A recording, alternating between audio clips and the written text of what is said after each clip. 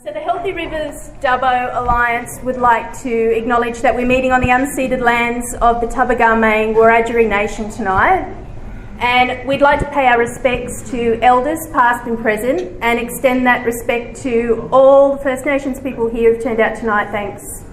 Welcome to Dubbo Regional Council's Honorary Deputy Mayor, thank you, and any other councillors that I might have missed from Dubbo Region. And thanks Dubbo, thanks for turning out for the river, this is great.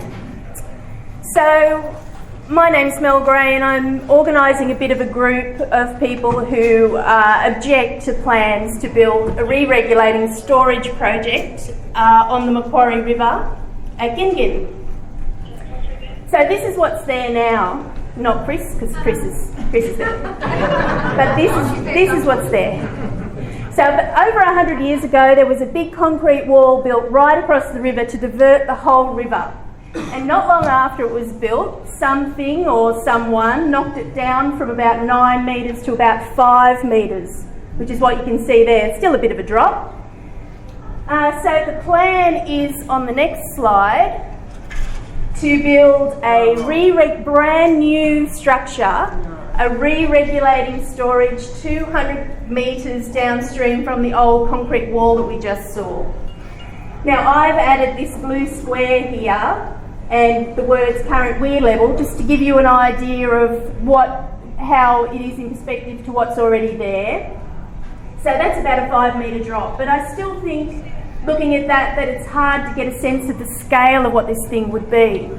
So on the next slide, added a 6-storey building for a bit of perspective.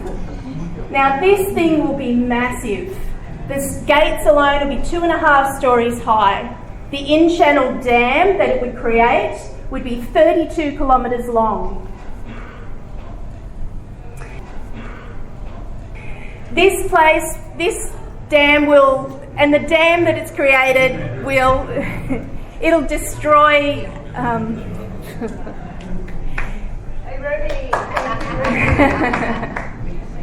this dam will destroy a lot of cultural places. It'll drown out the most popular camping site on the river. It'll make the river a really terrible place to paddle a boat, and it'll make the river a really terrible place to be a native fish, or to be a critter that native fish eat. The plants along the side of the river will drown, including the centuries-old river red gums, and the habitat in alongside the river that native fish and critters need will be unusable. So more infrastructure in the river means more regulation and more water being taken out. The Macquarie Marshes have been losing flows for decades, ever since Burrendong Dam went in, and they've been shrinking as a direct result. Now there's a long list of international treaties that create legal obligations for our governments to protect resilience in the Macquarie Marshes and other wetlands and to protect their character. And for that reason alone, this project just shouldn't even be on the table. The basin plan, the idea was we'll take a bit of water from irrigation and we'll leave it in the natural environment, because the natural environment needs the water. Otherwise it will continue to decline and it'll die. And that'll be bad for all of us. But somehow along the way, it seems that despite the law, there's even more water being taken out now than there was before. So how is this possible? Well, modelling is one way, possibly, that this is happening. Modelling is a way that governments and their agencies create rules and regulations and limits to manage water.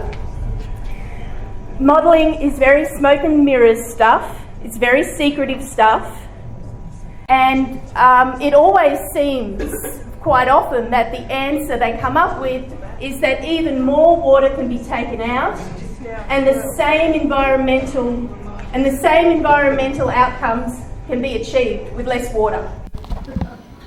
That's right.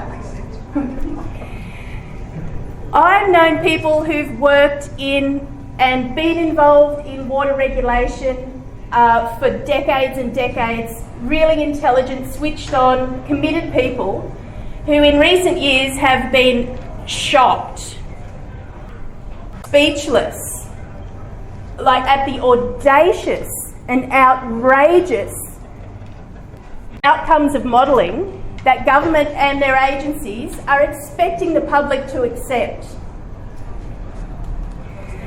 With this GinGin project, we've heard so many different variations of how much water's coming out and how much water's staying in the river that really it's just become meaningless.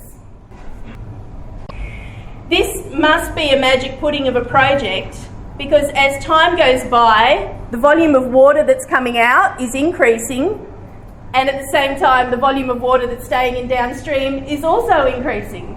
So, okay. And all the while we've got our local member for Dubbo, Dougal Saunders, telling us that there's not one drop extra for irrigation. Well, why build it then? Any promises that are being made now by Andrew, Mina and others in the agency that tributary inflows from the Bell, Little, Talbragar, Coolbaggy won't be caught by this project can't be trusted. I don't think Water New South Wales would be proposing this project at all. The government would be proposing this project at all if it wasn't part of the plan down the track to capture those tributary inflows.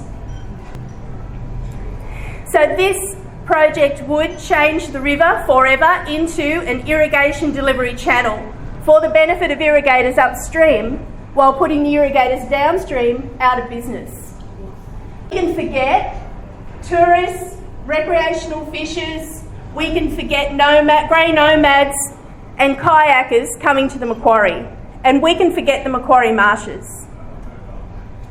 New South Wales Deputy Secretary of Water was right last year when he wrote to Water New South Wales and said that the project was not an efficient and effective and prudent use of public funds. And it's quite a mountain of funds we're talking about as well. So let's hear from people who really know the river and know what this project's all about. So, Thank you, Tony. Here, Tony. Tony Lees is from Trangie, and I'm sure he can introduce himself.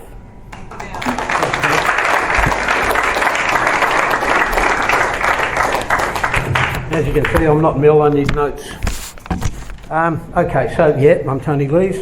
I'm a member of the Trangie Local Aboriginal Lands Council, but tonight I don't speak on their behalf.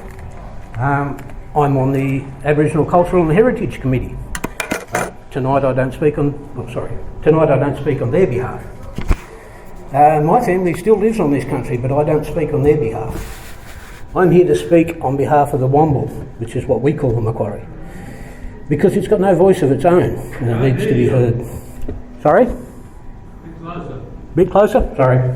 Sounds a bit loud to me from here, but anyway. When I look at the river, I see it as a whole, so every part connected to every other part. From the rain that's yet to fall, to the people, animals and plants. A bit closer, I know. To the people, animals and the plants that rely on it for their very survival, and even its connection down to the marshes and the rivers beyond. Murrindong Dam, as we know, was built to stop major flooding along the valley and to regulate flows down the river. But those fertile soils that we enjoy now would not even be here if it wasn't for those floods. So, what you give in one area, you must take away from another. Everything is connected. I can't remember when I first swam in the river at GinGin. It seems like I just always did. I do remember swimming from my dad to my uncle as my mother watched on in horror from the bank. We'd set a line or two. Uncle Reg would cook the fish we almost always caught on the beach beside the river. The best tasting fish ever. When I first got my driver's licence, I'd pick up a few mates and head on out to the river. Well, yeah, there might have been a girl or two in there as well, but it was the place to be when you lived in Trangie. When the summer started, the water was so cold you were usually the only one silly enough to go swimming, so you had it all to yourself. But I've also seen 300 people out there at a birthday party. They come from everywhere to enjoy the GinGin. I still visit as often as I can, and many other locals and visitors do too.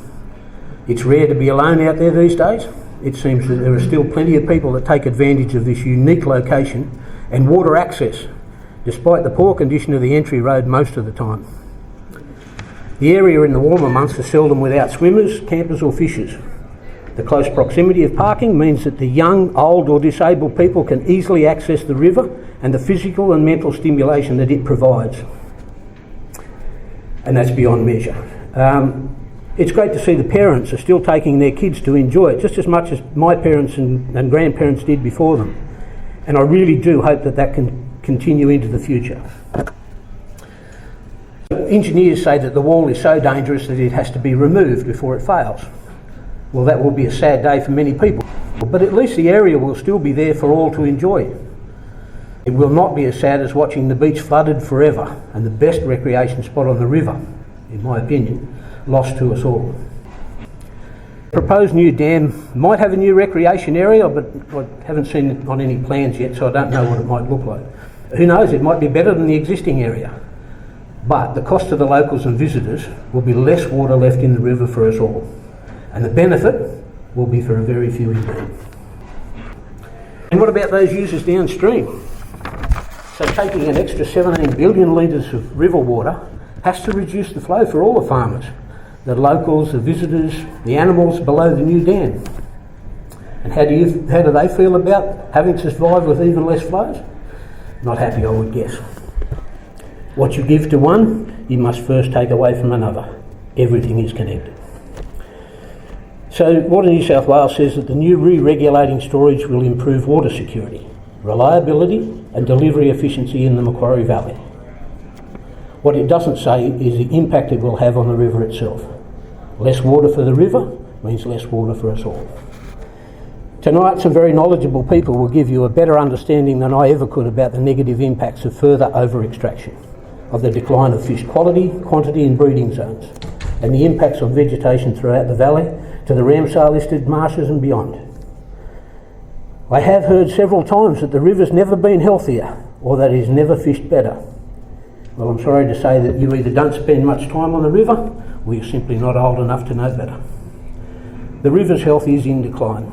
It has been for many years.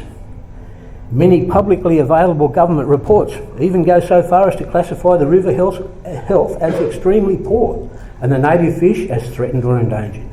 Everything is connected. It's true that I'm just one voice, one concerned person, but I am one of many. So I'm asking you all here tonight to lend your voice to mine and tell our politicians, don't dam my river.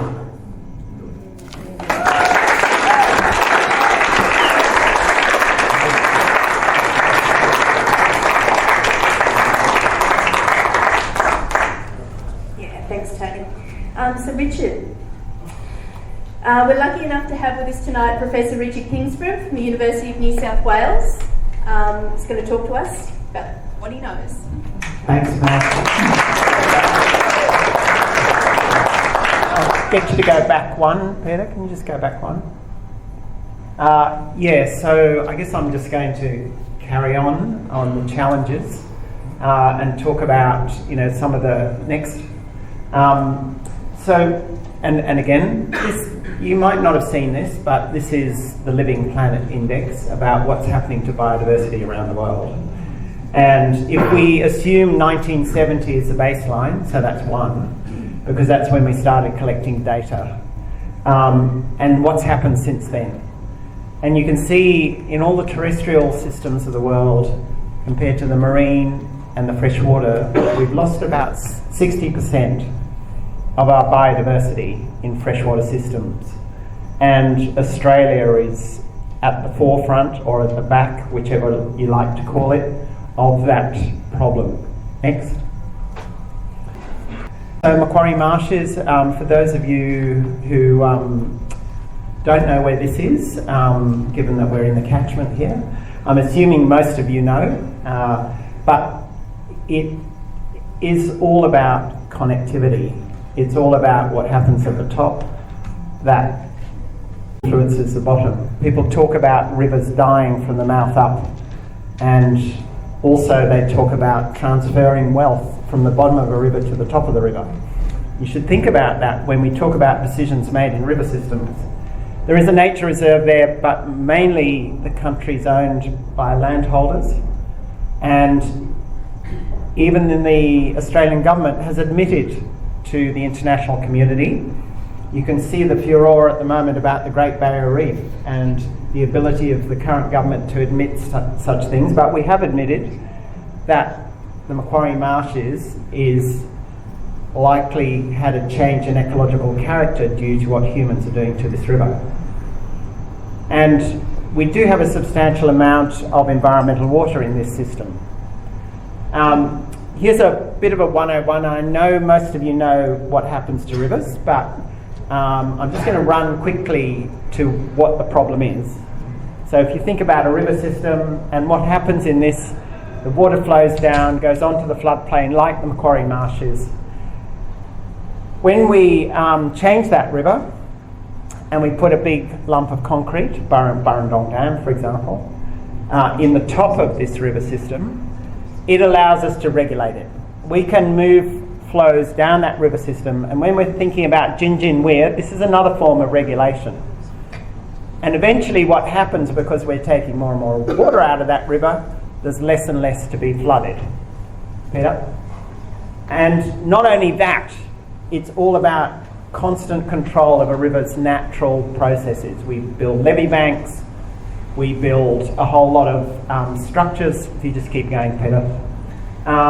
We've got off-river storages in this system, and one of the big challenges is if you live in a certain part of the river, you think that water that's going down the river is going to waste.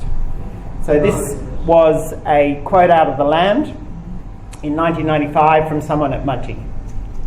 You know, why is there any water going past my front gate that I can't use? We have had water agencies across this country who have been driven by the fact that they don't like water being wasted in wetlands or going out to sea. We continue to be that way. We have a national party that drives that currently all the way to building bigger and bigger dams. It's a fundamental problem that we currently have in this area. Next. So what happens to the Macquarie? Again, a bit of 101. This is Burrendong Dam. And so what I've got here is just a cut through from the top of the catchment to the bottom of the catchment. And if you think about the environmental flow in a river system at 100%, in a natural system, you will have a straight line. Nothing changes. Next. But in a regulated system, not much happens above that river. Some people have accused me for not knowing how a river works. And when I've asked them where they live, they've told me they live above the dam. And I said, well, your river probably hasn't changed that much. Have you been to visit people at the bottom of the river? Why would we want to do that? So the fundamental thing is, next, is that right in the middle of this, we take that water out that used to go down. And so a place like the Marshes at the bottom of the river doesn't get nearly as much water as it used to. Next. So this is some things, keep going, Peter. There's some changes in the Darling River catchments. Next. This is some work done by CSIRO. Next. Just keep going. So you can see the Macquarie in here.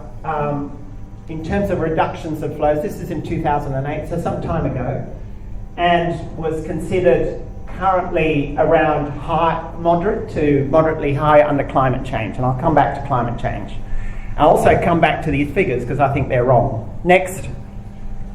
So flow effects on the marshes. Keep going, Peter. Essentially, this is roughly what's been happening to the marshes. When we didn't have dams and taking water out of this river, we had big flows, little flows, dried, and you know, next time Barnaby tells us that it's going to be droughts and floods, yes, we've always had droughts and floods, but our floods are getting much smaller. That's not the point. Next. This is some work, and just picking up on what Mel was saying about modelling, Uncertainty Matters. There's a scientific paper where we compared the New South Wales government modelling to actual flows in the river at the Macquarie and to a statistical analysis of it. So green here is actual flows, blue is the statistical modelling that we did, Orange here is the integrated quality and quantity model, which is IQQM, which New South Wales government have used for modelling the river. Next. So first of all, we looked at what happened before dams. So this is different flows. So this is from high flows to low flows. And I'll just point out a couple of things. These are the percentages of those flows over time. Remember, the green line is natural. That's actual data. The blue line is our modelling of it. It's still, all models are difficult to get. The orange line is a lot lower. Now, the point about this figure that's really important is under the current modelling, or the modelling at that time by the New South Wales government, they considerably underestimated large flows. Like a lot. Next. What's interesting is that when you did it post-dam, again, Peter, that you find that they overestimate flows in a regulated river. They think there's a lot more water in this river than there is. And in fact, it's that green line, particularly even at high flows. So when the Northern Basin Review comes out and says we're going to cut 11 gigs out of the Macquarie because it's over allocated to the environment, no one actually quoted this paper, even though it was in the peer-reviewed literature. There seems to be an ability in the New South Wales government and other governments to completely ignore science, rigorous science. It's about how many different peer-reviewed, of their own peer review, can we do to actually see what's happening? Where is the transparency? Next. So the important part about this, remembering that underestimate high flows in unregulated, overestimate high flows in regulated, and actually they overestimate low flows. What that actually means is that when you do that analysis, their analysis tells us that only 22% reduction in flows in this system, because they're comparing these two models. It's actually about 50%, 43%.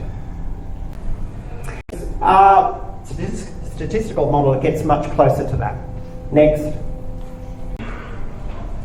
So what we've been doing with other researchers in the government, next, is actually looking at what happens with flows and flooding in the Macquarie Marshes for a long time now using satellite imagery. Next. And what that allows us to do is say what's happened to the marshes over time, given that we've got such a good relationship between flows and flooding. Next. And you can actually estimate what happens to area of wetlands. You see that's up to 1 million hectares. Next. If you had no dams in this system, and obviously no one wants that because of the flooding issues, it wouldn't have just been the 1950s that we got over 1 million hectares flooded, and that was mapped in the 50s. We would have got that also in the 70s. But because of the dam, next, when you put a dam in this system, you're knocking out a lot of those flows, and your flows and floods get much lower. Next. One of the other things that I do, next Peter, I spent a lot of my time in October doing aerial surveys over about a third of the continent. Each one of these survey bands is 30 kilometres wide, and we have been surveying the top end of the marshes now for this year will be 39 years. And what we've been finding is this long-term decline in waterbird numbers, and that's largely because they're drying out. Next.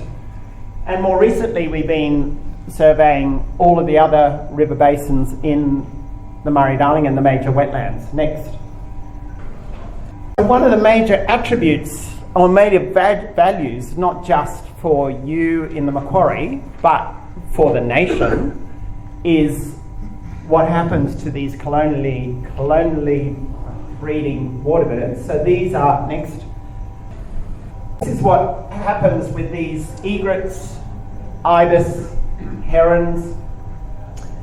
You need, so you see here annual spring flows in gigalitres, and you see the probability of breeding.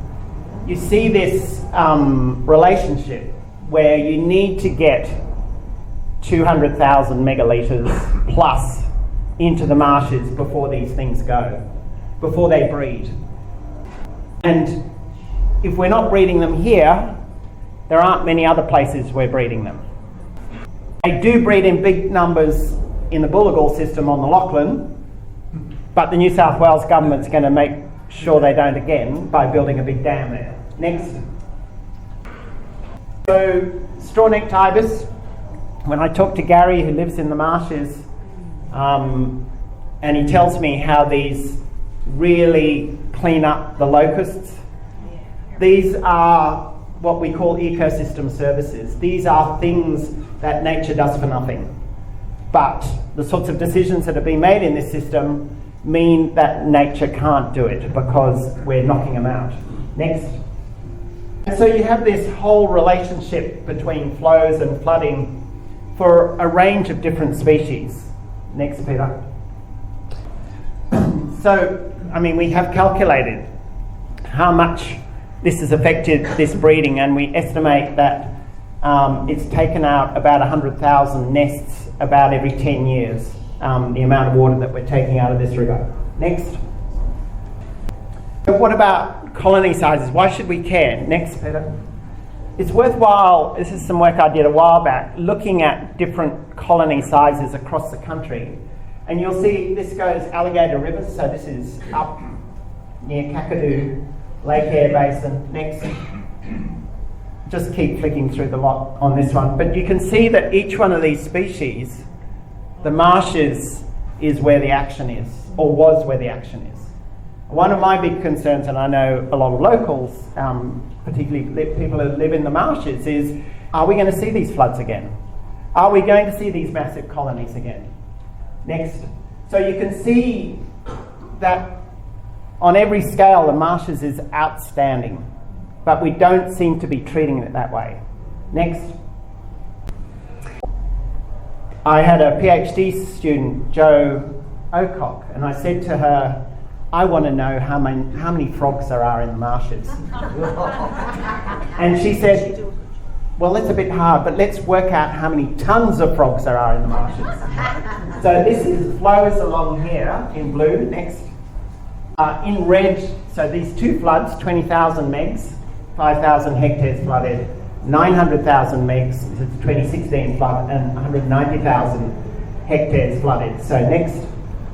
So this is tons of frogs, but this is a log scale. So you can see that even in a small flood you get a lot of frogs, but in a big flood you get a hell of a lot of frogs. And you can see, they're one of the engine rooms of this system. In fact, Jo was trying to radio tracker frogs across the marshes, and they moved 1 or 2 kilometres, and then suddenly one of them went about 10 k's, and she couldn't work it out until she tracked it and found it in an egret mouth. Next. Next, better. Oh yes, so these are, some of the species that are really keyed into the flows. Not every species is. Some of the burrowing frogs are more about rainfall. Next. So what's happening to the vegetation? Next. Essentially, you've got these different zones of vegetation in this system. They go from really wet to drier and drier and drier, right till you get a terrestrial system. As this dries out, less water, we're seeing all of these systems, except the terrestrial one, contract. So our terrestrial ecosystems are invading the wet bits because they don't get wet anymore.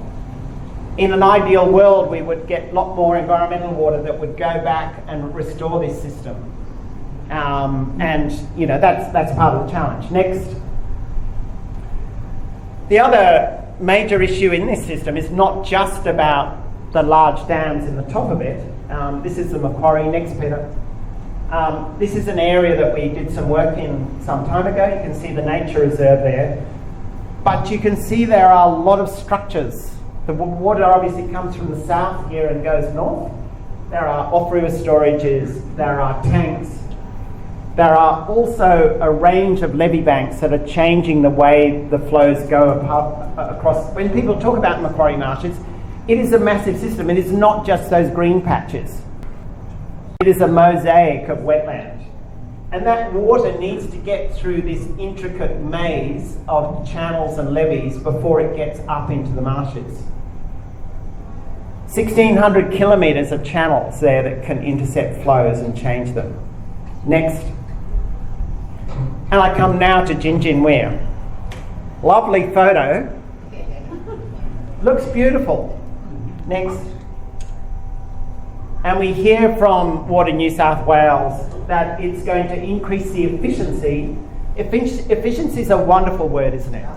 So when Burrendong Dam was opened, the quote at the opening of Burrendong Dam was, "This is going to make for a much more efficient river.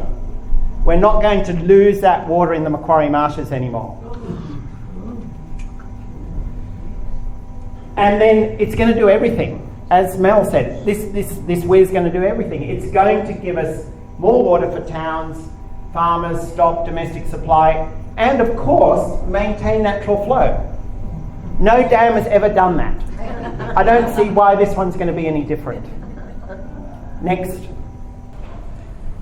So increased regulation, what does that mean? It means flow capture, which means decreased flow to the marshes. There's no other way that you can describe what's going to happen. It triggers a whole lot of things that New South Wales didn't want. Matters of national importance under the EPBC Act, so the Commonwealth is looking at this. It's going to affect a Ramsar site. It's going to affect nationally threatened species and migratory species. Next. And that's not the list of the other things. There's all those things that Mel was talking about in terms of native fish species, vegetation, water birds. There are a whole range of things. Next. Now to the basin plan, which I gather the Nationals have tried to blow up today. This is some work that we did recently, wearing my hat on the Wentworth Group of Concerned Scientists, where we looked at the basin plan and how much water was going to go back into the rivers, adjusted that for climate, and in an ideal world you would get a plus, a blue number, across different places in the basin. Unfortunately, these are all red. And the Macquarie is 140% in the red. So we were adjusting for dry years as well as wet years. So the plan doesn't seem to be delivering what it said it would deliver in terms of the environment. Next. And it's not surprising that there are these headlines about fish species and bird species being affected and not being delivered. Next. What about our drying climate? We know that the Macquarie got turned off in 2019. Next. Some of you may have seen this article in the Sydney Morning Herald last Sunday. Nothing there in terms of the Macquarie, but the government must have these data because this is for the NAMOI, and it's showing what's going to happen to licences, i.e. water in the dams, under 3 scenarios. Observed historical record, blue, black or dark blue long-term climate record, and then long-term climate change. Those numbers are very scary. They're halving. That means there's going to be a huge reduction, potentially, I think around 40%. Next. So we did some work in this Macquarie River, and this is Celine Steinfeld, who is a PhD student of mine, and we looked, you probably can't read that, but it's about the human dimensions of decision making in this river. And we compared the Guaida to the Macquarie. So 2 rivers, same state, same legislation, same water agency, but quite different. How does that happen? And so the question is, these human dimensions are very critical in terms of managing these systems. Next. What makes this even more interesting is that in the Macquarie, the water agency adopts what's called a credit approach. So it decides how much water it expects to go into the dam and gives it out before it's actually rained. Whereas in the Guida, there's a debit approach. You wait until you've got enough water in the dam before you give it out. Now, the fundamental problem with that is when you've got a drying climate and it doesn't rain anymore, you're in big trouble. And then you say, we've got a real water security problem in the Macquarie and we need more dams. Or if you're in the Lachlan, which they use the same credit model, we're running out of water. The towns are running out of water. How could a politician ignore that? When in reality what's happening is we have a mismanagement problem in terms of managing this river. This is a fundamental problem that most people don't understand. Next. So just to summarise. Next. We're in trouble, as we've heard, in the Macquarie. And there's a whole range of reasons. We've given out too much water, floodplain harvesting, the way we're managing it with a credit approach, all sorts of little rules there that are 50-50 rules but are interpreted not for the river. No one's speaking for the river. The GinGinWeir, it's going to be another significant impact on this river system, affecting the plants and animals and the people in the marshes. And climate change is here already, and it's going to give us even bigger problem in this system. Thanks very much.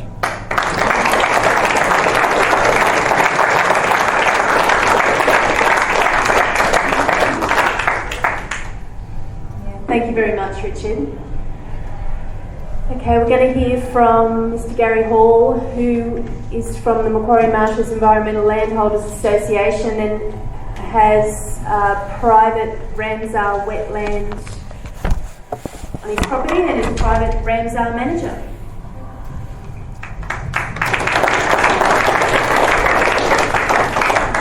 Thanks, Mel, and well done on organising this event tonight. I've been listening up the back there, and in a few words I'll please sing out if you can't hear me, because it's not my profession to speak in front of a group of people. I live in the Macquarie Marshes. I'm fourth generation. My great-grandfather bought the property in 1934. Our family saw the marshes pre-dam, and personally I'm 54 years old, and I was born the same year as Barrenong was completed. So I've only known Barrenong in as it is. Part of our, Mel was right, part of our property is Ramsar listed. It's an international agreement for the protection of wetland.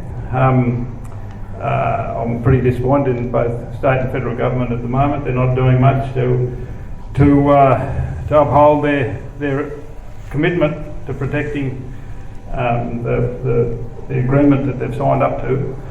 But that's part of my job as a private Ramsar manager, is to challenge both state and federal government on their policies of river management.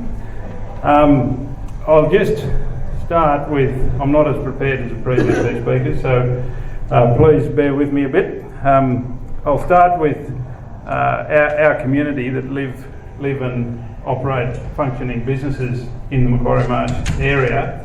I'm a beef cattle grazier. Most of the people that live in and around the marshes are either mixed farms, dryland wheat, beef cattle, sheep, merino sheep for wool production, and irrigation. Our association have members down the bottom end of the Macquarie that are unregulated irrigation farmers, and I also have an unregulated irrigation licence on my property.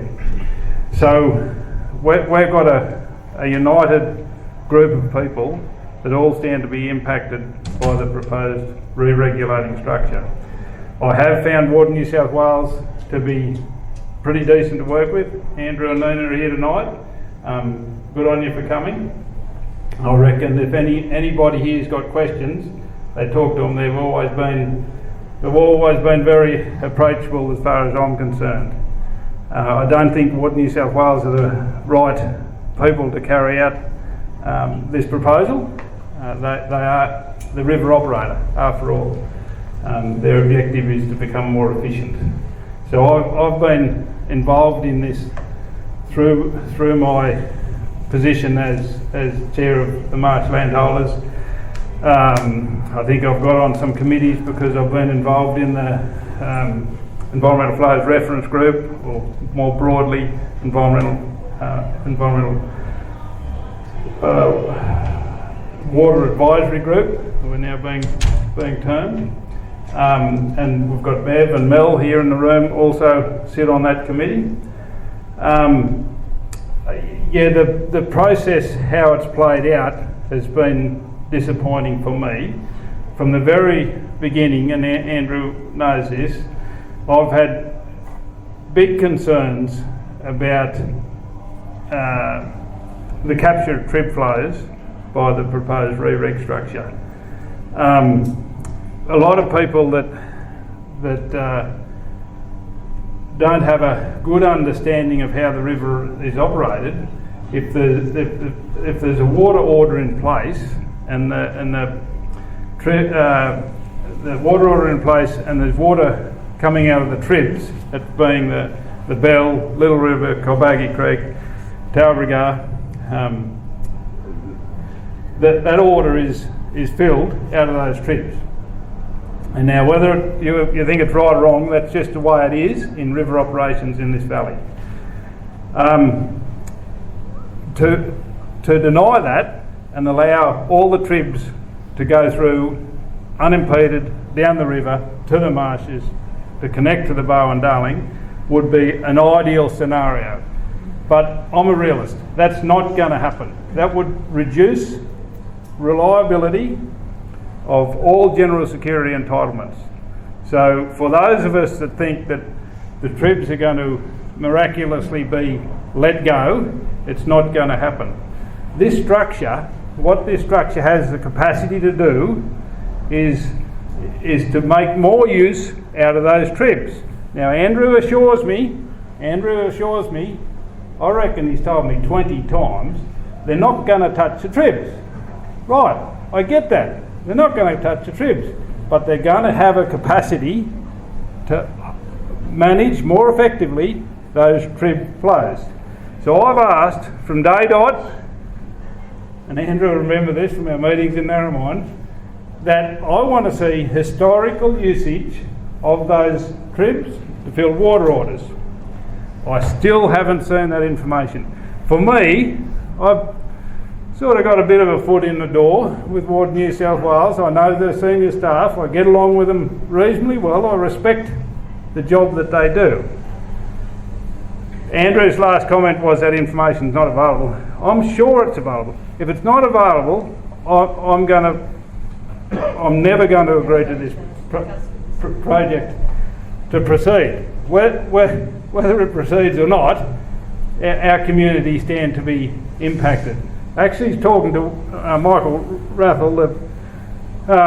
He was with DPI New South Wales and now with the Commonwealth Environmental Water Office. I said our community wouldn't agree to the proposal even if all the water that was captured was allowed to flow freely down the river. He couldn't understand that. He thinks, in his world, that would increase access to environmental water, increase the held environmental water. In my world, the way irrigation rejection works, and after all, give Andrew and Nita credit, that's what the dams plan to capture, is that irrigation, the Macquarie Valley irrigators are very efficient at what they do. They don't cancel orders for the fun of it. They cancel orders because they've had water in place. This is from GinGin upstream. They've had an order in place, and for whatever reason, mostly it's a storm goes across, and they've either got a crop in the ground that they've got to pump water off, or they can't physically handle the channel capacity to take the water that they've ordered. So that water, that irrigation rejection, the way I envision it happening is that it's occurred from a storm. So a storm that's enough rain to stop somebody extracting their water order, it's going to create some inflow into the catchment. Those that irrigation rejection is currently left to continue on down the river. That's providing a service to the river channel itself, to the fish. Remember, there's been a storm to create this. While the water was released from the upstream catchment, upstream dam, Burrendong, there's a storm. It's like mimicking nature from where I live. So that irrigation rejection, it depends where you are in the marshes. There's one landholder here tonight that is a first to see that irrigation rejection arrive on his land. He's the most upstream in the Macquarie Marsh system. He benefits when there's a big irrigation demand in the valley, and the more irrigation rejection there is, the more often he sees flows onto his land. Now you might think that he's getting that for free, but he paid a premium for that land when he purchased it because of the opportune flooding that land received prior to river regulation. So he's going to lose. Now I don't think he's going to like that very much, and I'm not going to like it. While it's not a large volume of water, it's the water that's taken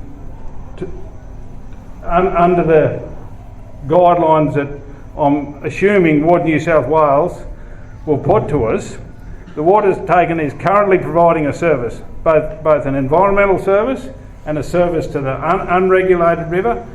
A lot of people don't realise in the Macquarie, once you get to Warren, there's no catchment on the floodplain. All the streams run out. You've got the Gullyburn Duck, you've got the Martha Guy. It's not until you really get right down past Corinda that the Castlereagh and the Martha Guy both join the Macquarie. So any local rainfall, it's spreading away from the marshes. So it's just the fall of the landscape. It's not river management that's created that. It's just the way it is. So when those small flows that are captured in the dam and reallocated, they're providing an environmental service, and we can go through. I think Richard was pretty good at covering that. Macquarie Marsh supports one of the extensive red gum woodlands in the Murray-Darling Basin, 6,000 hectares. It supports the largest common reed bed in the Northern Basin, one of the two only locations with extensive water cooch. The Macquarie Marshes are providing a role to the environment further downstream. Water quality during the 80s and 90s, the biggest concern in river management was water quality. We've really walked away from water quality now. I happened to be at Menindee Lakes in 2016, and they were just turning off the water going into the main lake there that provides water to the Broken Hill, and he was there winding the gate shut, allowing the water to go in back down the river. And he said, "Where are you from?" I said, "Oh, I've come from the Macquarie Marshes." He said, "I can see when the water out of the Macquarie gets here." Now just imagine the length of river from the Macquarie Marshes to Menindee that's benefiting from superior water quality. The Marshes is a great big filter. So there's a lot of reasons why our community are against the weir. I will say, to Ward New South Wales credit, they have been approachable through the whole process, and they have reduced the original plans. But there's still plenty of concerns, and once again, our community wouldn't agree to this if all the water that was captured in this was going to the environment.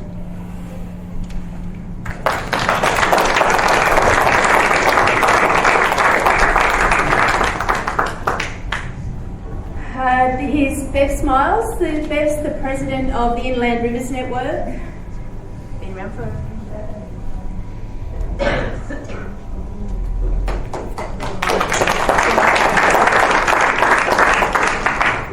Good evening everyone, and it's great to see such a large group of people really interested in the health of the Macquarie River.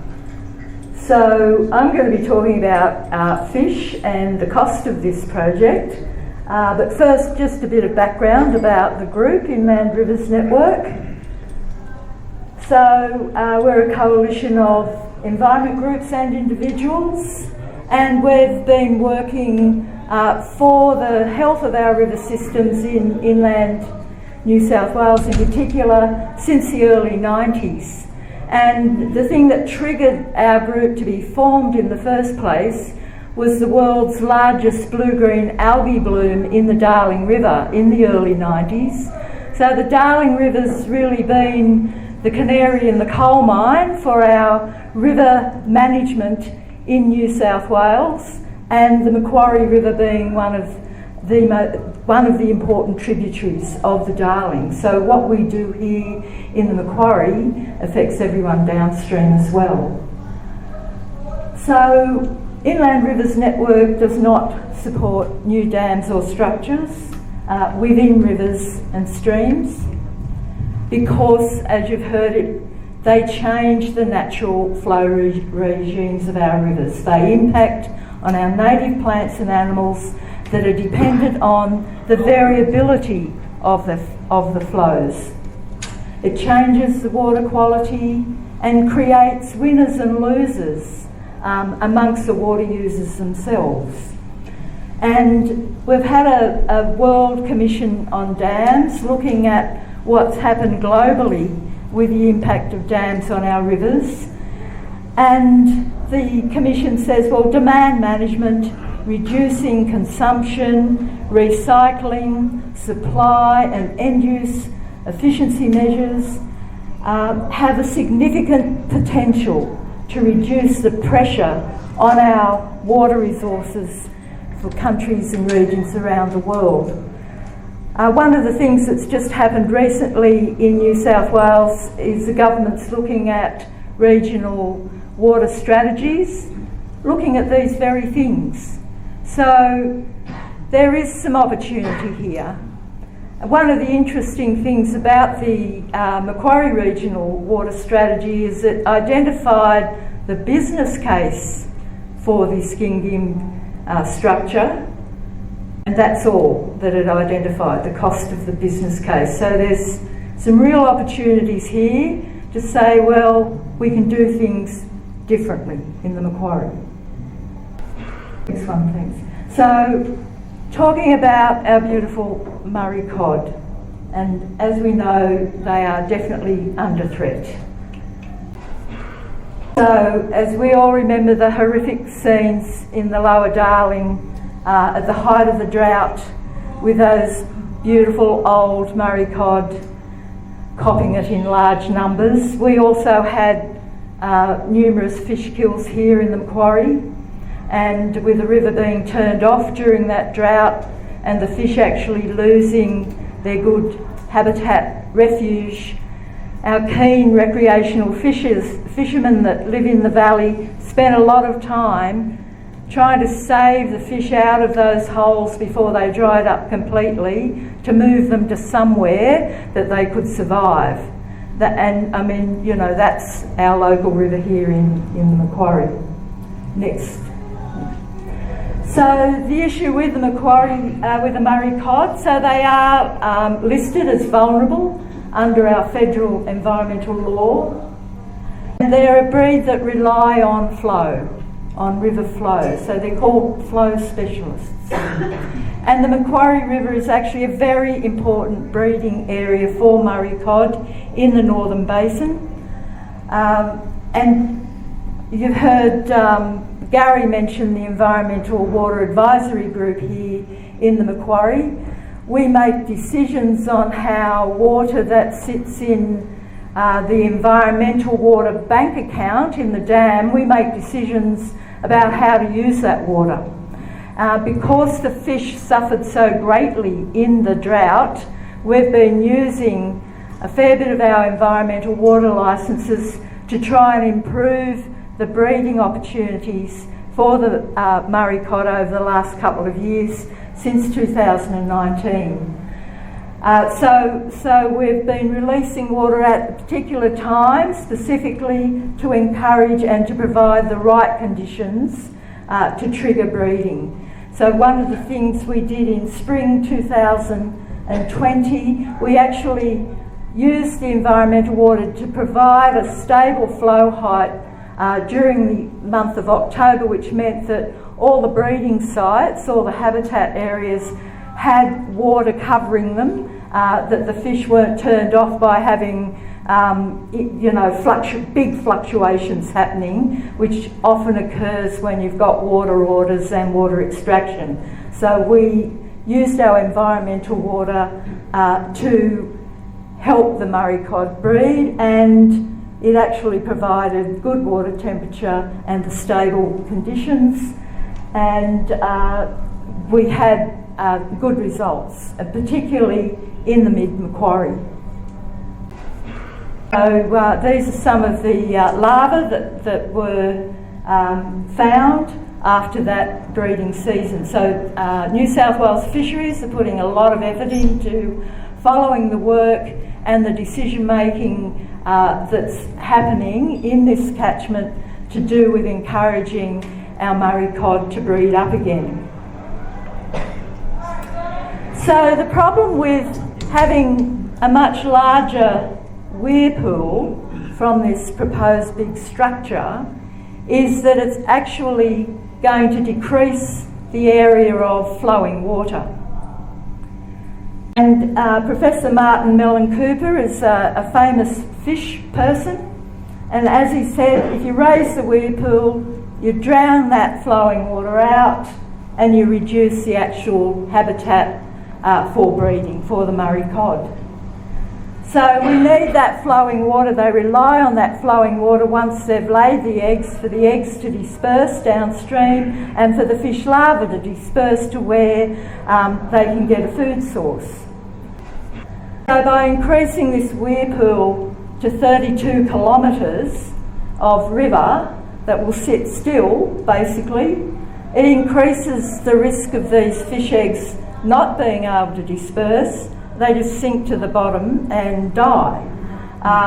So that's a real problem for us, putting a lot of effort into trying to encourage breeding of cod, particularly in this part of the river, to have their habitat destroyed by this project.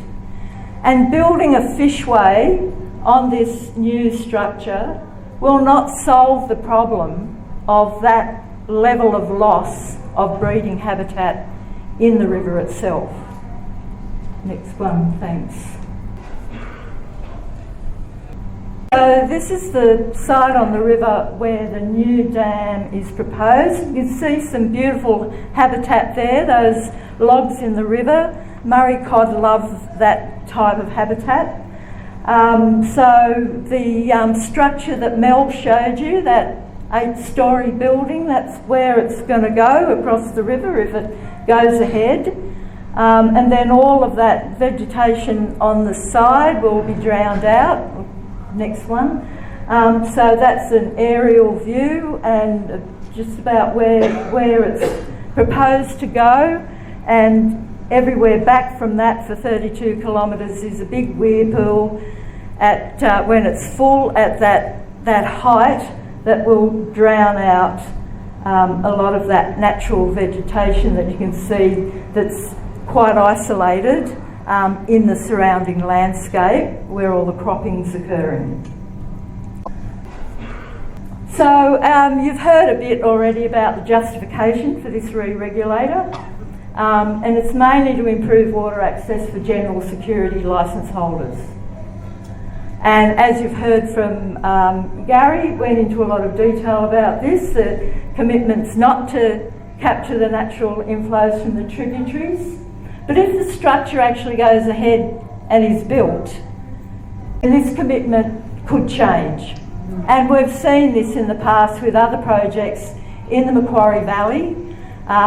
Inland Rivers Network was involved in a big campaign to try and prevent Orange from putting their foot in in the upper Macquarie with a pipeline down to some favourite fishing spots, and the condition of that pipeline was that it wouldn't function once the river hit a certain level of low flow. That condition has already been changed, so they now can suck water out of the river at much lower levels, which is a disaster for that fish habitat. So once the project's approved and built, all bets are off about what the rules will be for the function of that structure. As you heard Garry saying, it's the rainfall rejections now, or the cancelled orders, that have now become the key justification for the project. And actually, Gary's description of what that means I found was really good, because what he was saying is that the reason why the irrigation community are not taking up that water, they've cancelled their order or rejecting it, is because they've had a big storm over their property that's given them the water they need. So if they weren't there, that storm water would have ended up in the river. So really, the cancelled order or the rainfall rejection is the replacement of that stormwater that they've captured in their on-farm channels and storages. And also, as Garry said, these flows actually provide really important environmental benefits because they arrive at the time of rainfall, and rainfall triggers a whole heap of different activities with our native plants and animals. So that water is not wasted water. It is very important in the environment of the river to assist those triggers to do whatever they might be. It could be breeding, it could be recruitment of various species. So that is important environmental water that must be recognised for the values that it gives our river.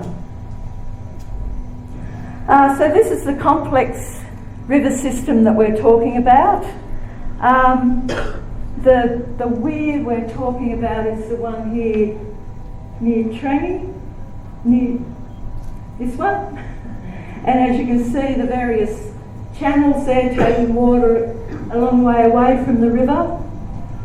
It's in the middle of the Macquarie system, so it's already got the weir there. We really don't need this bigger structure right in the middle of the river system to change the natural variation of the flows more than what is already occurring. As Garry was saying, we've got quite a few tributaries coming in below the dam. They're natural, they've got a lot of natural attributes. So those tributaries are really important because they offset a bit of the damage that's being done by the very large storage that Burrendong Dam holds. So those tributary flows are really important, and if I can have the next, I think, and Garry again talked about the fact that water orders are already taken out of those trib flows anyway, so there's already impact on those tributary flows. So now I just want to talk about the cost of this project. So the latest information that we received through papers in Parliament was that it's likely to cost about $84 million. And that cost is possibly just restricted to the actual materials and construction costs.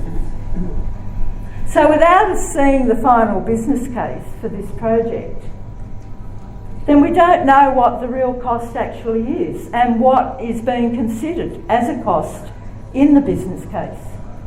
So the impact on our native fish populations, the loss of flows to the Macquarie Marshes, loss of access to downstream unregulated licence holders and town water supply downstream, they all must be factored in as a cost in the business case.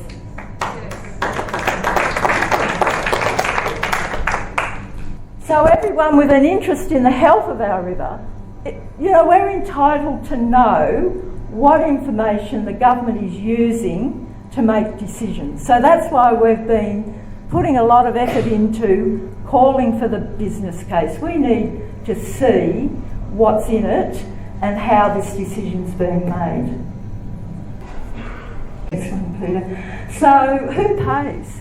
So all expenditure by Water New South Wales, which is a state-owned corporation, we have a cost recovery policy or a user pays policy. So customers are charged for services through prices that are determined by an independent body. That's the Independent Pricing and Regulatory Tribunal. And Water New South Wales customers are the licence holders who receive the water from the storages and infrastructure owned and managed by Water New South Wales. So this proposed new large re-regulating project at GinGin is specifically for the benefit of general security licence holders, and they should carry the cost burden for this project, not the people of New South Wales.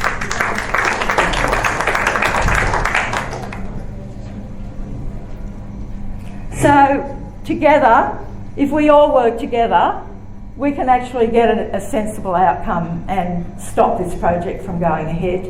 And I think Mel's got some ideas for all of you to take away with you tonight, to keep sending a strong message to our government that the people of the Macquarie Valley do not want their river wrecked by this unnecessary large new dam. Thank you.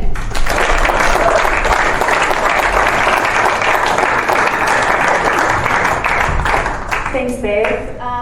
So we've got a bit of time for some questions from the floor to our panel who are here, and Garry down the back. You can yell it out. So if you came along with your questions, then now's the time to have a conversation about this project. I just want to know how to stop it. Well, okay, I've got that answer. It has to be stopped. Yeah, thank you. Yeah, I've got some ideas on that. Yeah, Karina? In terms of the restriction of information, with the Stop the River Street Bridge campaign as well, they were not giving out the business case. In fact, they didn't even tell anybody that they'd done a business case, but they had, and they kept it secret. And we were having trouble getting information. But what Mick Beach did in the Upper House in New South Wales is he put a call for all papers, and as you know, the number of opposition MPs actually that outnumbers the number of government MPs in the Upper House, in the Legislative Council.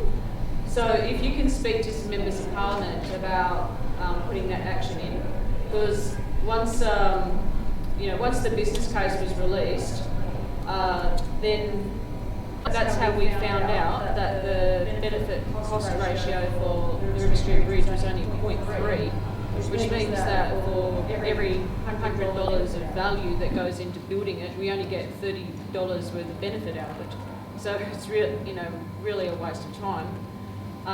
And you might be able to get more information that way. Yeah, well, we have actually an upper house inquiry into the rationale for four or five dam proposals, and the Macquarie re-regulator is one of them.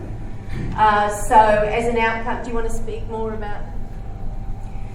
Yeah, so as that process is still ongoing, and the final report for that upper house inquiry is due out next month. So we'll be looking at the recommendations, and because the members of the committee on the upper house inquiry, any questions that they have about the proposal, the answer is always in the business case. So we're looking for a recommendation in that inquiry report that the business case for several of these dam proposals, there's one on the Mole River, the Dungowan Creek at Tamworth, here in the Macquarie, and the Shopper down in the Lachlan, and the Western Weirs project, which is a project to regulate the Darling River. So we want to see the business cases for all those projects. So yeah, Karina, that's information that the public deserves to have for sure. Are you saying they're putting dams on all those rivers? You're kidding. Well, they're proposing to. They're proposing to. So combined, those 4 of those projects, Mole, Dungau and Macquarie and the Shocker on the Lachlan, would withhold 770 gigalitres of water a year. I can't explain to you how much water that is. That's 700 billion litres of water. It's an enormous amount of water. It's a huge percentage of the entire environmental water holdings in the basin. 1.5 Sydney Harbour's worth. And if most of these waters are going up to the cotton farm. Not irrigation. Yeah. Regardless of what the crop irrigation. Yep. Dougal? Could I ask Richard a question? Richard, national parks don't count over time of the brook reefs in the Macquarie Marshes and that sort of thing when they're active. Your bird counts all November, so they probably don't correlate to being exactly the same. Could you be able to tell us the numbers that were say there in the marshes at your earliest encounter in the 70s versus say 1990 flood versus say 2010-11 flood versus 2016 flood, so I'm picking the floods and bird breeding of times, and also explain roughly, I understand nobody knows how long birds live for exactly, but what would be a good estimation of the average bird life expectancy? Good questions, Dougal.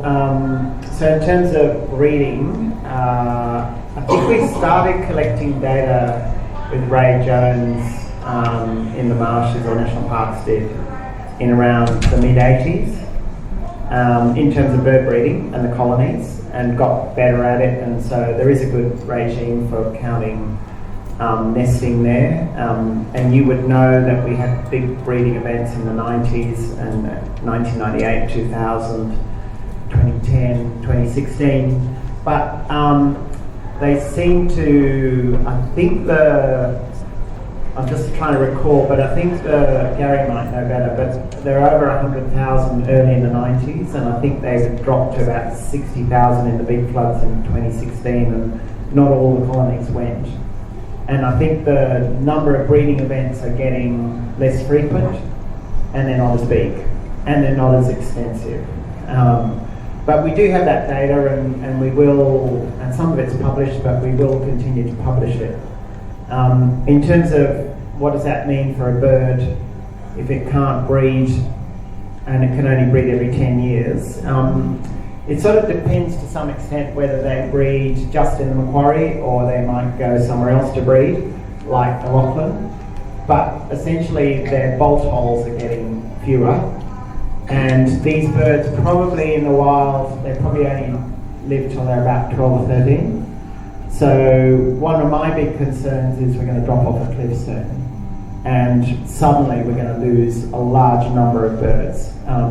2016 was interesting. In the Lachlan, there were over 200,000 nests in Bullagall, straw necked ibis, which I didn't think we'd ever see that many there. So they're still around and they're still breeding.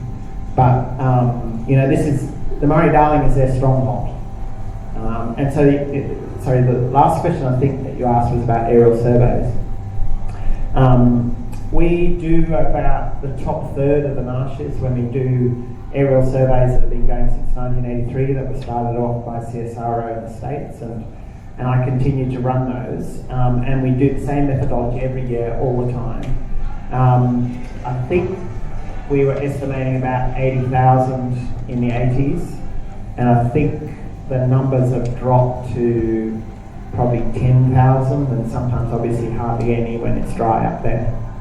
So when you say the top end, yeah, sorry. And on a map it's the top end. Yes, the end, so it's the dry end. It's the drier end. Yeah, so it's the bottom of the river, the top end of the map. Yeah, sorry.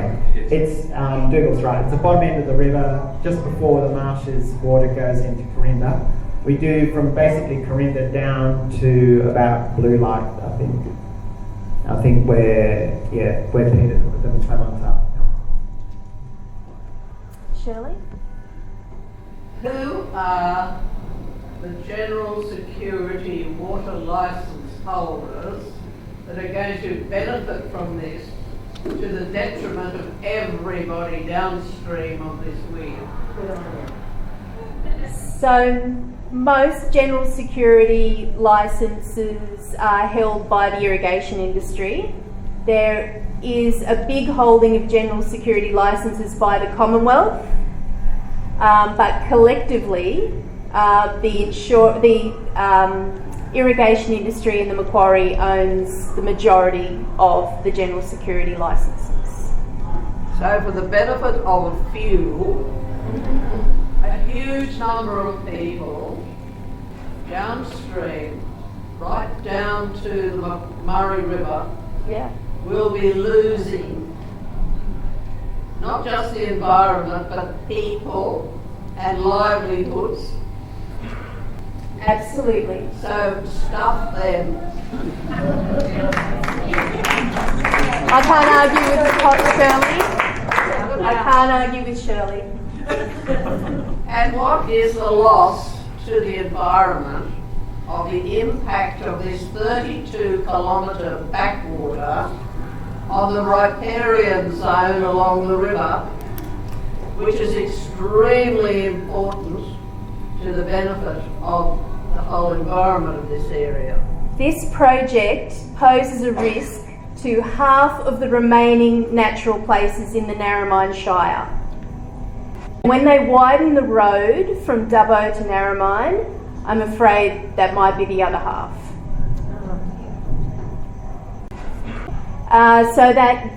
Shirley, there are centuries-old red gums. Perhaps, Harrow, you could talk to what it takes to... How long would it take you to grow an 800-year-old red gum? They're absolutely irreplaceable.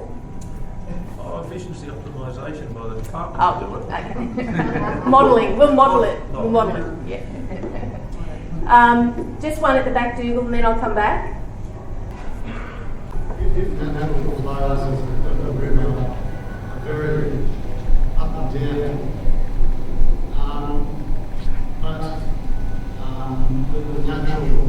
but the farming practices are that they need to extract water on a consistent, sort of regular basis. Obviously there's a discrepancy there between how the river should behave and everything associated with the river. Obviously those farming practices are very ingrained in those markets, with those farmers for generations or whatever. Is there any scope or market mechanism or something for reducing that discrepancy between farmers wanting the same amount of water every year, even though natural flows of the river don't really permit that? Yeah, the river pays a price for being used as a delivery vessel. Certainly, there are high flows in what the river would consider off-season. So we try to, that's the whole idea of the Murray-Darling Basin Plan, was to buy back licences from willing sellers, and it worked well for a while. And in the Macquarie we have a reasonable holding of Commonwealth licences that can be managed with community input, and there are a few of us here who sit on that committee, to manage the flows for the river.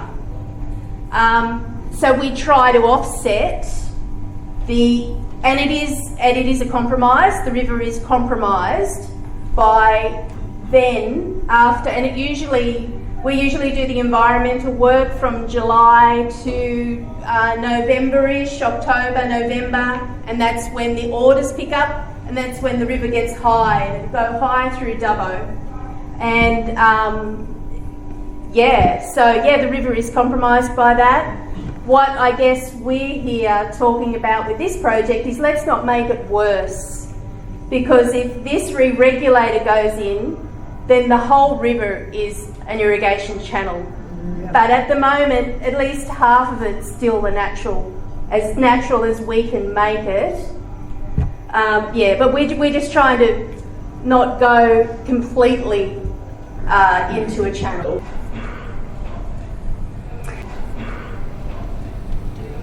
You were just saying that the environment holds general security licences and probably some high security licences. No, Not in the Macquarie. Not in the Macquarie. Bev just explained that the IPART costing is going to be paid for by general security licence holders. Yes. So, is it all the general security water held by the Commonwealth, or the environment water, charged for water charges? Yeah. And if that's the case, does that mean the environment is losing the water and paying for the privilege of losing it? Oh yeah. Yeah. You have to sell some of the licences to raise the money to pay the charges to Water New South Wales. Yes. And that is the only market water that the government sells. So the environment has to actually sell that water on the open market from the government, which is the national park or the Commonwealth who holds the water, rather than all the water that is held in the dam when it's given to irrigators doesn't have to go through a market process. It gets given to the irrigation industry at a charge, but this environment water that you're just talking about being sold actually has to go to the market.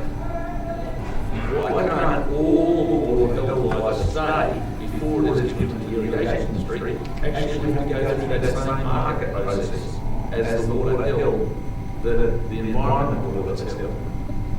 In other words, go to an auction, go to a tender like every other government asset that's sold.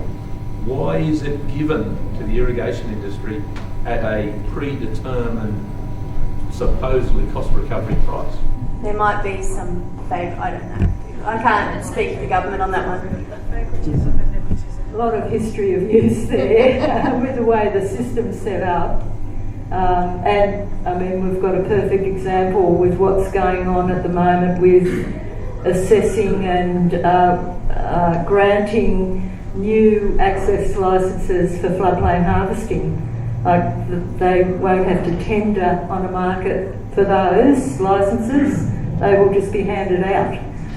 So, yeah, that's your point, is that there's not a lot of parity between what's happening for environmental water and what's happening for other licences. Yeah. At the back, brown. If you open it to organic materials behind the past 100 years, they're going to wash down stream full of the Blackwater River. Yeah, a bit dirty mess for a while, so that'd have to be managed quite well. I think, Andrew, would you think that if that was the case, and of course we're not there yet, that wall would have to come down gradually, or there's only part of the wall coming down in this proposal, is that the case? Yeah, so still removal processes would be. Thanks. Yeah. Sorry, Mark, then I'll come to Mark. Are the water licences, security licences upstream, are they the same price as downstream? Well, it's different. Garry might be able to answer that. It's very complicated, regulated. Upstream of Marebone, the license, that's the regulated section, and they order water from the dam. Downstream of Marebone, that's unregulated irrigation, and they get whatever they can, and obviously there would be great impact on flows for unregulated irrigation. But as for licensing costs, Garry? I'll have a crack. I think we can't quite answer that. But general security license, you're on the same schedule. So Revs showed the slide of the unregulated areas in the whole catchment. Some of them were under the dams because managed water sources were unregulated. The same, just before Creek and down in Moxley in Macquarie-Wambuul will be quite on John. The outflow pond of Macquarie Creek Quarry is unregulated, and in Talbragar Creek from the Macquarie Go Harrow and then... Oh, Margaret, sorry. I have to go to Margaret first.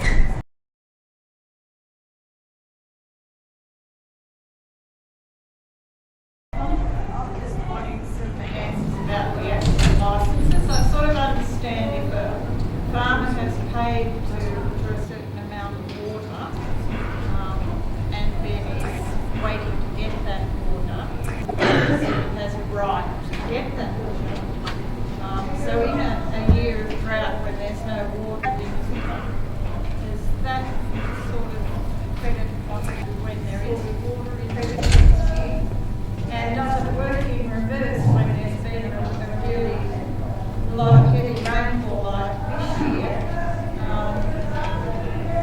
Do they measure what he's had on in his dams and give back how these? I'm just confused about how these licences and the quantity of water that they are obliged to take or to ask for. Well, in a regular year, the water holdings are in the dam. So whatever they order, so usually, say for example in 2016, all general security licence holders, including the environment, had 100% allocation because the dam was full. So what most irrigators did, I understand, and what the environment did, was come up with a 3-year plan on how to use that water. So what we ordered, what we didn't order, even though we still had it in our account, was still in paper in the dam.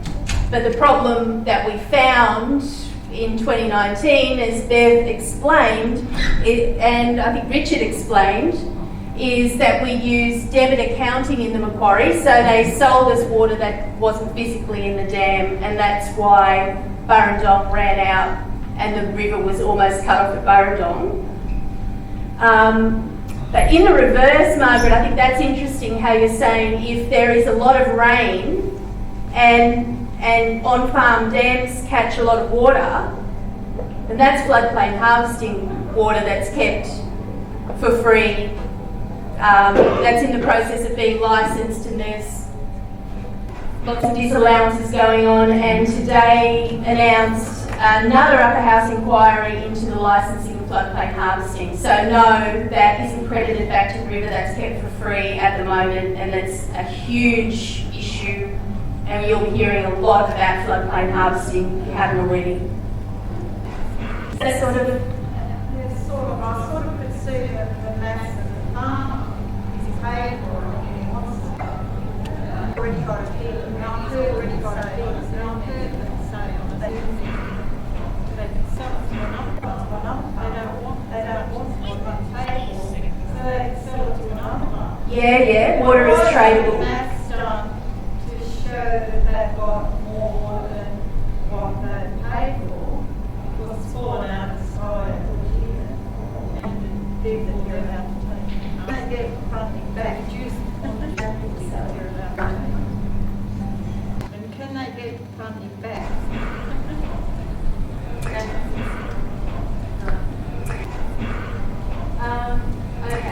Okay, we'll go to Dudley. You're just wondering about the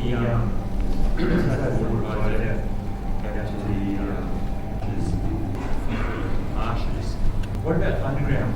Does it actually, where's the underground catchment come into? Because there's a lot of water, like incredible amount of water used in irrigation. Yeah, it's heavily connected, absolutely. So is that an argument to say, no, we don't dam this, we let it go out and become funded to the basin, or? Well, the connectivity between water sources is something that isn't really well managed. in New South Wales, they treat, and I'm not saying other states don't do this as well, they look at the groundwater source as a complete and separate thing, and the river, surface water as a complete separate thing, and manage them as such. But they're not at all. They're very connected, obviously, very connected. And when there is a drought, that's when springs open. It's an amazing system that's evolved, of course, but yeah, it's managed as if they're separate things.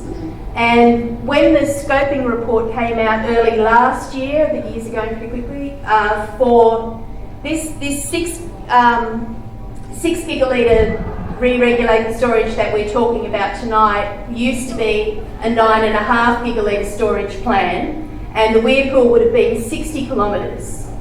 And there's a hole in the river, we call it's a gravelly bit on the bottom of the river, and it takes a lot of water to get past there. We don't know what's going on, we won't worry about why, and that's groundwater recharge happening because, it's going down and then it comes up somewhere else.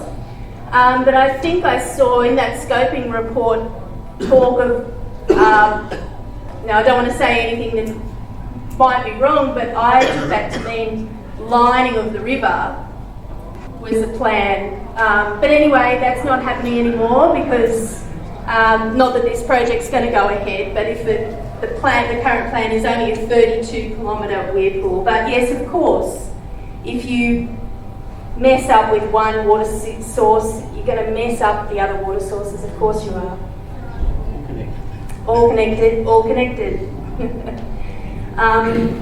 Kathy?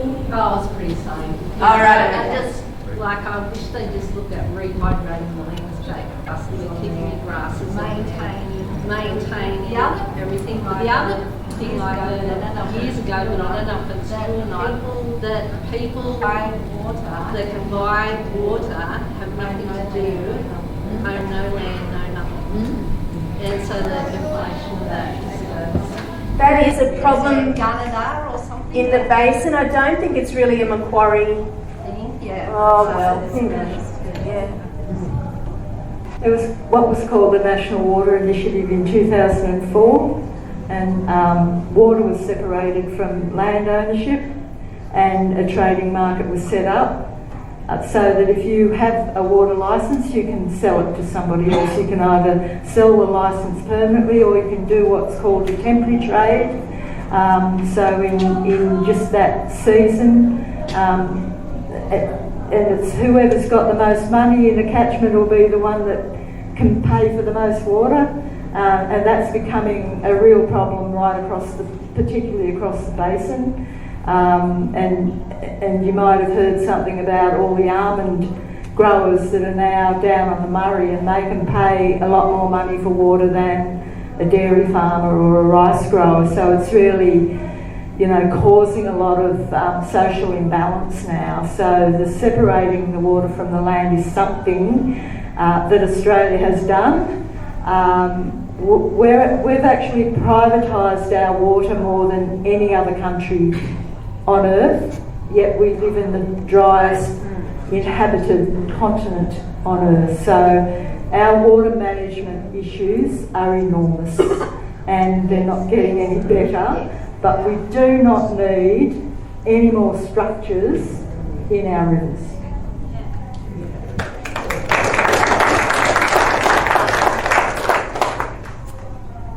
Karina? I read an article a little while ago. I think it was in the land newspaper, but I'm not sure. But apparently there are going to be a lot of actual farmers around Trangie and upstream whose properties are going to be permanently flooded, but apparently they're denied information about how many of them are going to be flooded and how much of their land is actually going to be flooded. So I'm thinking there's so many farmers that are being disadvantaged by this, there must be a very few who are going to benefit from it. Was that the re-regulator, do you know? It was about... Or floodplain harvesting? No, it's about a GinGinWeir. Oh, okay. Actually will probably permanently flood many properties in Trangie and back up towards Narrabri? I know there's concern about that. I'm not too sure that. I think the aim of the project, Andrew, correct me if I'm wrong, is to keep the dam inside the channel of the river.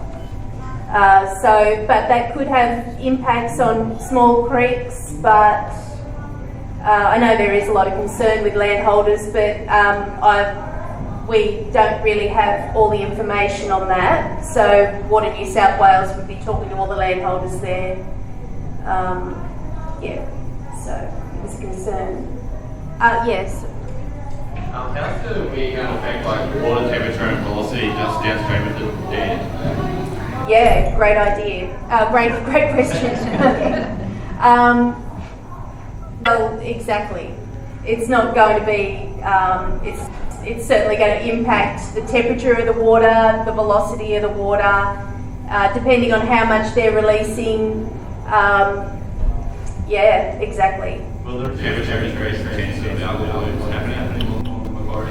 Yeah, and the weir pool will also increase the likelihood of algal blooms happening, because when you dam water up, especially in summer, in irrigation season, the algae loves to have a bloom. Yeah.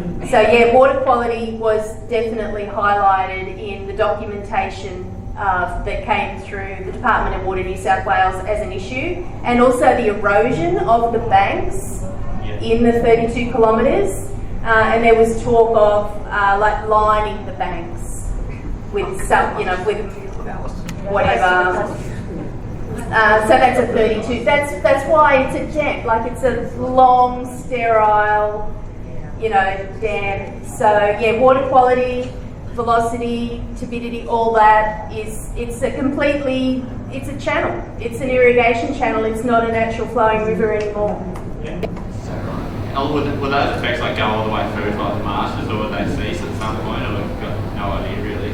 Well, it'd improve, obviously, the further away from the structure it got, but there'd be less water downstream to the marshes too. Does that sound like a Warren? The water will be freezing cold at Warren if I wanted to go for a swim or something? Well, there'll be less water at Warren. There'll be definitely less water in the weir pool. Yeah, for sure. That's something of concern, for sure. Yeah. Who makes these decisions to build these dams? We won't. Harry, you had a question? Someone makes the decision. Yeah. I mean, it's an expensive project to build, but what's it going to cost us every year to maintain this? And I've seen numerous times when they build a fishway on a structure, it doesn't work itself. Somebody's got to turn a valve, somebody's got to make the flow go through there the right way. If there's not people who are being paid to do this, employed to be looking after the river by turning the valve when it needs to be done, to allow those fish, you might as well not have a fish passage now. You might as well forget about the fish passage. If it's full of logs and it's not managed properly, it's no good. But on top of that, what's it likely to cost us every year? Yeah, well, I've seen some estimates of an earlier, larger structure of about $400,000 a year just to maintain. So that's a big chunk of change, and that cost would have to be passed on to the users, so that's going to put the price of water up by quite a bit. And like you say, we have seen examples of fishways probably not being on top of the priority list for the maintenance. Yeah, this is our call to action. This is what we just said.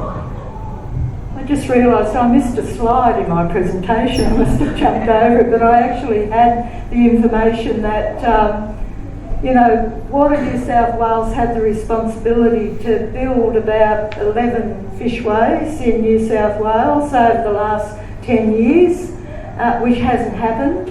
One of them was a requirement of the existing GinGinWeir.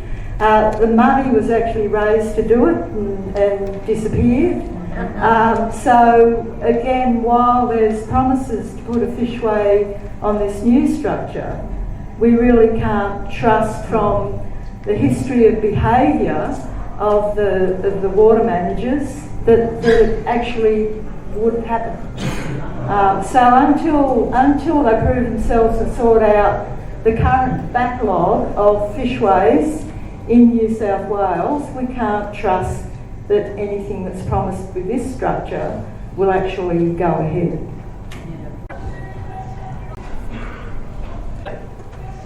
We mentioned before that section of the Macquarie is an important area for Murray cod breeding, and it can capture larvae and stuff down that way. So, as it stands at the moment, how important is that section of the river for species like Murray cod? We've got the environmental dam, we've had fish killed in the upper river last year, the river was turned off at Warren, so fish got over the downstream there.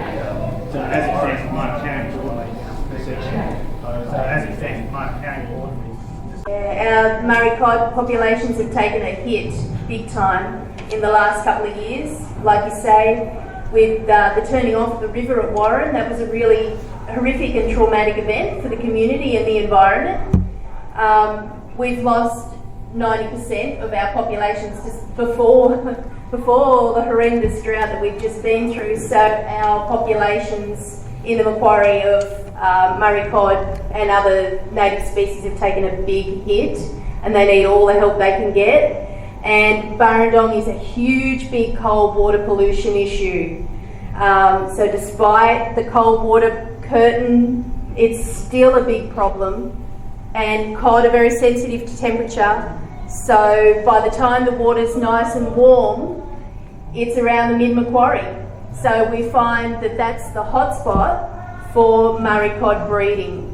And that's right where the plan is to put the re-regulator. So it would be a devastating thing for the surviving population of Murray cod to put this huge storage right in their hotspot for breeding. And the new dam would create another cold water problem, and the water wouldn't be warm enough until it was way down, way down the system. So it's turning the whole river into a channel and taking all the remaining natural. We've sacrificed half of the naturalness of the river already to provide irrigation. That's the compromise we've made in the valley. But we're still hanging on to a bit of naturalness, and those trib flows are vital to that. That mid-Macquarie area around Gingin, that is the hotspot for breeding, and I know a few people tell me that that's the best spot just on that corner. I'm not allowed to say anything more. But you're absolutely right. Where this thing wants to go, where it's going to be right on the hotspot for Murray cod breeding, and we've given them a really hard time in the last couple of years. This is the last thing they need. Shirley first, sorry. Shirley first, sorry. I seem to remember a point on one of these slides that said that downstream from the dam, from Burrendong, the inflows from the rivers would not be captured by the GinGinWeir. What happens to the water from the Bell and the Talbragar, which is upstream from Gingin? Does it vanish? My goodness, I think it jumps the weir. I think it would. I think it would. Yeah. So the deal at the moment is that agencies are saying that they won't capture those trib flows, but they already use water from the Bell, Little, Talbragar, Coolbaggy to meet orders as it is. And I just don't think that the economic justification would be there if they weren't down the track. Sorry, Andrew, I just think that the rules will change down the track, and I really do think that there's no way they would even bother if they didn't plan to catch that water. I just don't think that economics wouldn't stack up. Yeah, I mean, sorry. Go, Ruth. Sorry. I want to ask a question too, but I mean, basically, it's very obvious. Once you've got a dam, there's water there, and someone's going to make money out, and the river's going to suffer. So, I mean, that's what happens in all cases. Yes. But I just wanted to have focus on what to do. Yeah. You know, because do we just need to say a couple of sentences to each politician? Yeah. And, you know, do they help with bidding, or do they actually read Yep, them? no, they'll listen. They have to listen. So let's keep this conversation going, and we can have some more questions. We'll come back to questions. But let's keep the conversation going in the newspapers, on the radio, and in our politicians' inboxes. So I've got a handout at the back, and I've also got an information sheet that's got some juicy highlights from the EPBC referral and the scoping report, some facts that have come from government documents about the impacts of this project. So there's some, everyone can go away with some flyers and information and some details. My friend Richard at 2DU is waiting for your call. And Nick at ABC Western Plains will be keen to talk to you, and I'm sure John Ryan is waiting for those letters. So let's keep the conversation going.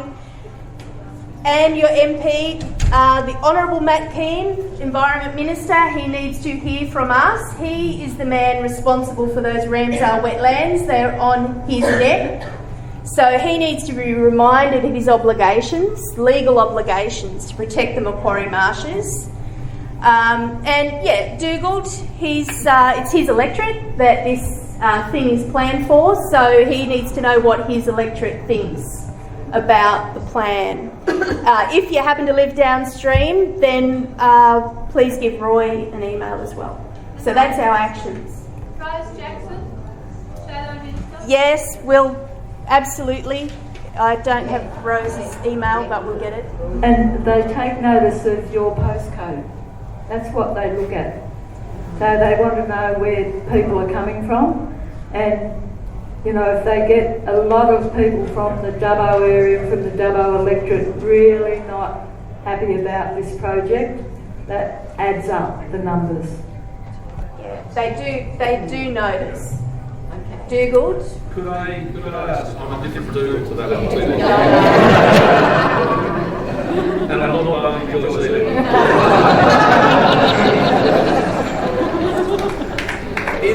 In the next drought, which is now predicted by the state to be twice as often the Barham Dam's going to be empty as it has been in the past.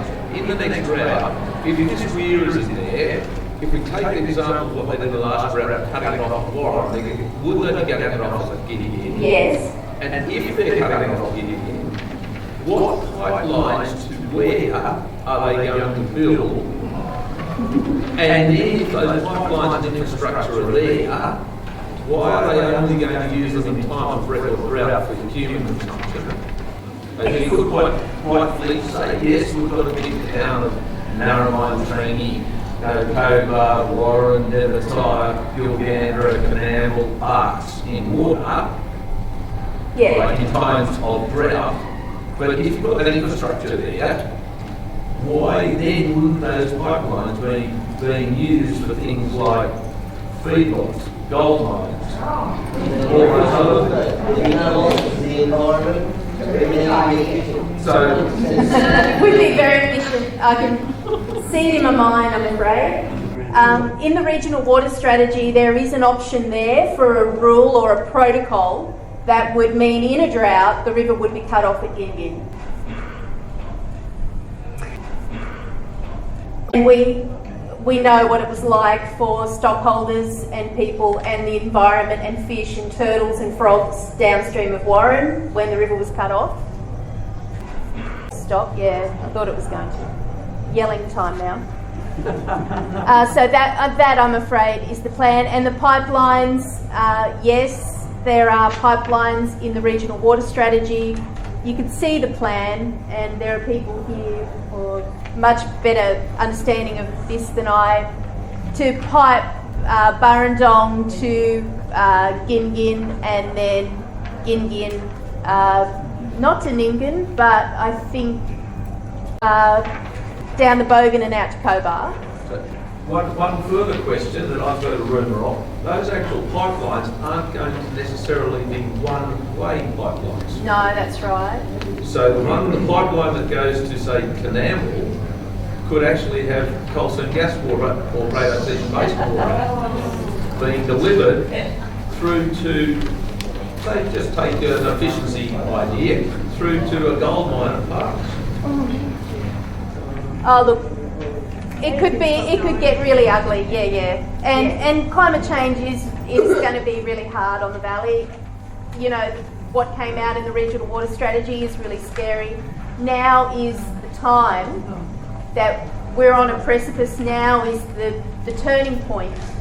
You know, do we allow this mechanism, or do we fight to retain the natural state of the river? Could I ask, and I know it's slightly out, Bill,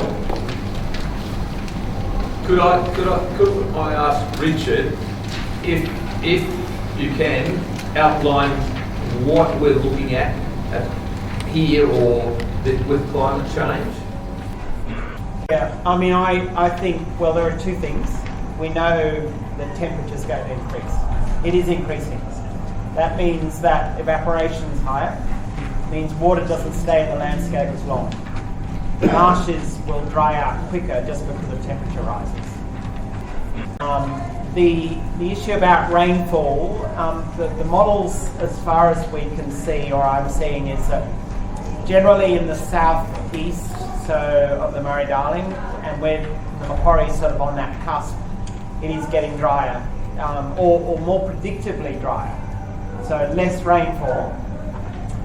There was a paper came out about 2 months ago that showed that even if you've got the same amount of rainfall, you're not getting the same amount of runoff. It's considerably less.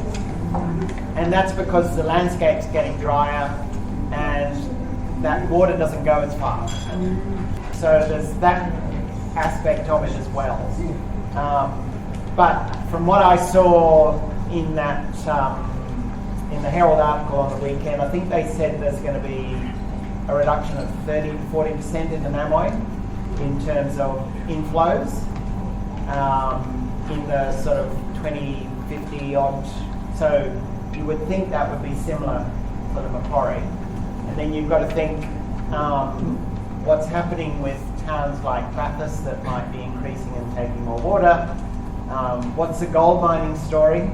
Because gold mines are taking water from Orange in Cadia Mines. There's a new McPhillamy mine planned for the Lachlan, and you know this might be a part of the big water grid ideas about moving water between different catchments under the guise that our towns are running out of water. So that's, to me, one of the real fake news things that's out there, is that most of our towns are obviously on high security, and most of the water in our rivers, I think it's generally about 5% or less, is actually for towns. And a lot of towns are on drinking water. So we should be able to easily manage these rivers to make sure our towns don't run out of water.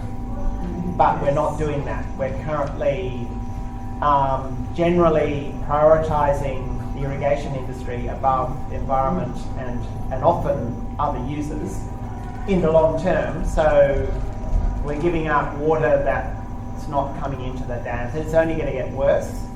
And so that's one of the reasons I think that we've got this ideology that we've got to drought-proof Australia by building more dams. And building more dams doesn't make any more water. It actually makes less water because, generally happens that the further down the river your water gets transferred.